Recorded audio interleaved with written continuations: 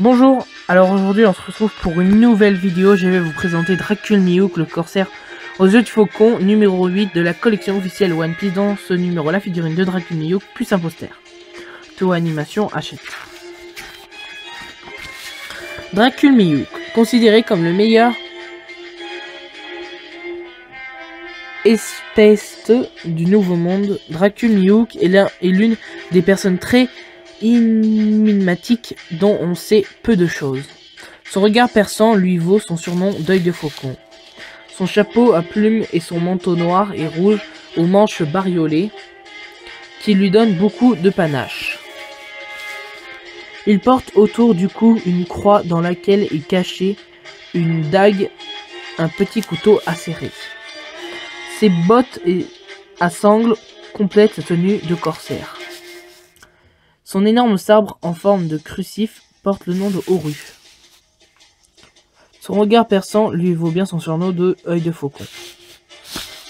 Nom: Dracul Mihawk. Fonction: capitaine corsaire sabreur. Âge 43 ans. Membre de l'ordre des 7 grands corsaires. Alors le poster, franchement, il est sublime. Alors on a Zoro avec ses 3 techniques et Dracul Mihawk derrière. Dracul Mihawk. Selon la légende, Dracul Mihawk est un escrimeur le plus puissant du monde. Il doit son surnom œil de faucon à son regard perçant qui rappelle celui d'un rapace. S'il est combattant, qui ne montre aucune pitié, il reste un homme d'honneur qui sait remettre sa valeur de ses adversaires. Allure irréprochable et armes super puissantes font de Dracul Mihawk un combattant hors du commun. On connaît l'homme à son ami.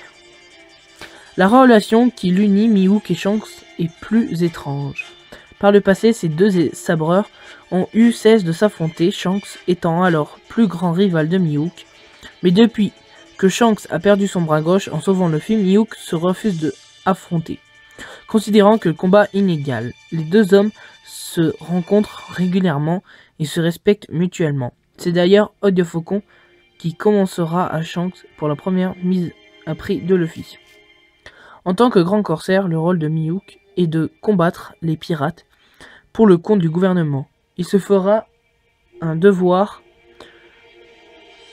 de prévenir Shanks qu'il ne se tiendrait pas des coups face à Luffy. Lors de l'événement de Marineford, il quittera tout de même le champ de bataille lors de l'arrivée du pirate Manchot, au prétexte qu'il avait un accord pour lutter contre Barbe Blanche, non contre Shanks. Le sabre noir Oru. Cet énorme sabre en forme de crucifix, serti de joyaux, que Mihawk porte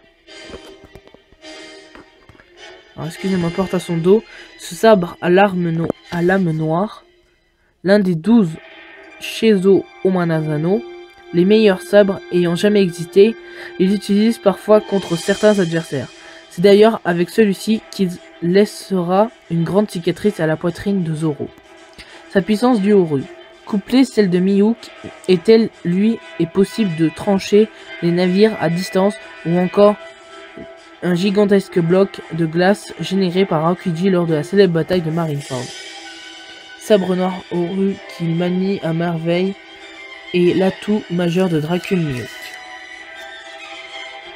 Élève dépassera-t-il le maître? Bien que rien ni personne semble surprendre Mihawk, Ronin Zoro s'attira tout de même sa curiosité. La première rencontre des deux hommes a lieu sur West Blue lors de l'affrontement et le désastre pour Zoro, qui gagne une belle cicatrice. Mais comptant le courage et la détermination, le jeune Spade, Mihawk lui offre une seconde chance et lui suggère de surpasser dans leur prochaine rencontre. Leurs chemins se recroisent de nouveau sur l'île d'Oxcuria. Zoro supplie alors Mihawk de la prendre comme disciple, afin qu'il puisse mettre sa force au service de Luffy. Contenant, il n'agit pas à cet acte d'égoïsme. Mihawk accepte et devient ainsi le maître de ce lit de qui le surpasse. Miyuk se servira de son Ogatana pour donner une bonne leçon à Zoro. Ogatana est une dague également en forme de croix que Miyuk porte-t-elle en pendentif autour de son cou. Il la sort de son fourreau quand il rencontre un adversaire comme Zoro. Alors le prochain numéro c'est Trafalgar Law. Alors le chirurgien de la mort, la figurine de Trafalgar Law, voilà, plus un poster, voilà. Alors on va voir le moment et après on verra la figurine. À tout de suite.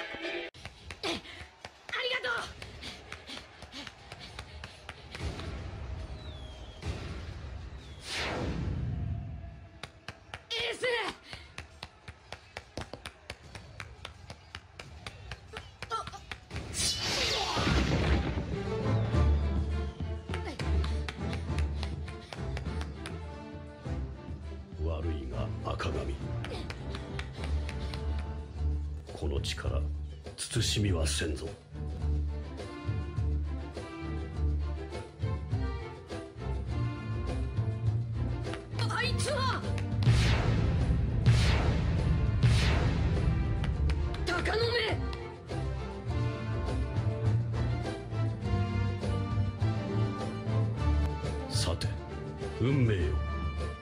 あの次世代の申し子の命、ここまでか。あるいはこの黒刀からどう逃がす。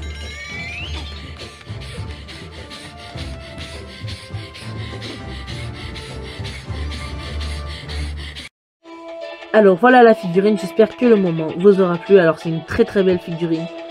Il y a beaucoup de détails, franchement c'est génial. Ils ont fait beaucoup d'efforts. Pour 10 €, ça vaut le coup, moi je trouve qu'elle est sublime. Voilà. Alors le seul petit défaut que je pourrais dire, c'est son sabre qui est un peu mollasson, voilà, voilà. Mais bon, après ça peut aller.